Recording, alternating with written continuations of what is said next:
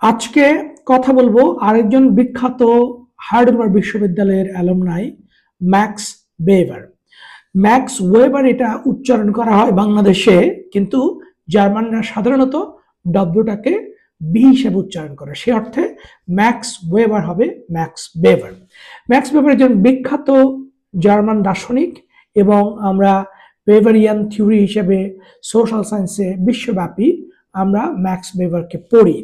কিন্তু যেটা এখানে আমি সাধারণত ম্যাক্স ওয়েবারের তত্ত্ব আলোচনা আমার মূল কাজ নয়, আমি সাধারণত এখানে এই ছোট ছোট ভিডিওগুলোতে হাইডেলবার্গ বিশ্ববিদ্যালয়ের সাথে সম্পৃক্ত জার্মান দার্শনিক যারা হাইডেলবার্গ বিশ্ববিদ্যালয়ে হয় স্টুডেন্ট ছিলেন অথবা শিক্ষক ছিলেন তাদের নিয়ে আমি ছোট ছোট ভিডিও করছি। ম্যাক্স ওয়েবারকে নিয়ে বলতে গেলে যেটা বলতে হয় সেটা হচ্ছে ম্যাক্স ওয়েবার হাইডেলবার্গ বিশ্ববিদ্যালয়ের ছাত্র ছিলেন, আবার হাইডেলবার্গ বিশ্ববিদ্যালয়ের শিক্ষকও ছিলেন।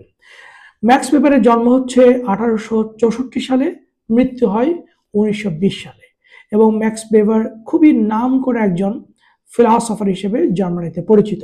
তবে ম্যাক্স ওয়েবারকে মার্ক্সবাদী দর্শনের অপোজিট ক্যাম্প ব্যবহার করেছে যেভাবে, তার কারণে ম্যাক্স ওয়েবার অনেক বেশি বিখ্যাত হয়ে উঠেছে, যতটা না তার কাজের কারণে।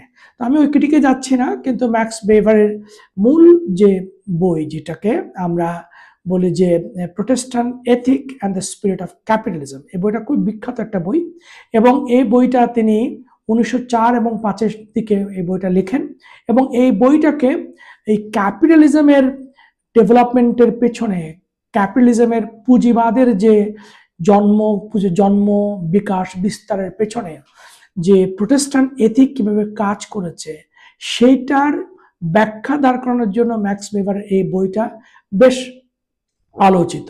কিন্তু কার্ল মার্কসের যে মানে ডমিনেন্স, যে মার্কস পার্টিকুলারলি মার্কসের যে মার্কসিজমের যে দার্শনিক ভিত্তি নিয়ে যেটা মানে জ্ঞানের জগতে বা জার্মান ফিলসফিতে বা ওয়েস্টার্ন ফিলসফিতে যে স্ট্রং একটা পজিশন তৈরি করে, তাকে অনেক সময় এনকাউন্টার দেওয়ার জন্য প্যারালাল একটা স্কুল অফ থট হিসেবে ম্যাক্স ওয়েবারকে ব্যবহার করা হয়।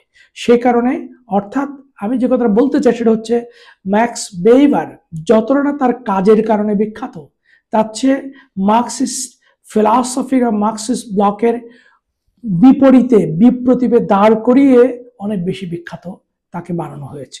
যাই হোক, ভালো লাগছে এটা ভাবতে যে ম্যাক্স ওয়েবারের মতো একজন বিখ্যাত লোক, একজন বিখ্যাত জার্মান দার্শনিক হাইডেলবার্গ বিশ্ববিদ্যালয়ের ছাত্র ছিলেন, হাইডেলবার্গ বিশ্ববিদ্যালয়ের শিক্ষক ছিলেন, আর আমি সেই বিশ্ববিদ্যালয়ে এখন অধ্যাপনা করছি। থ্যাংক ইউ সবাই।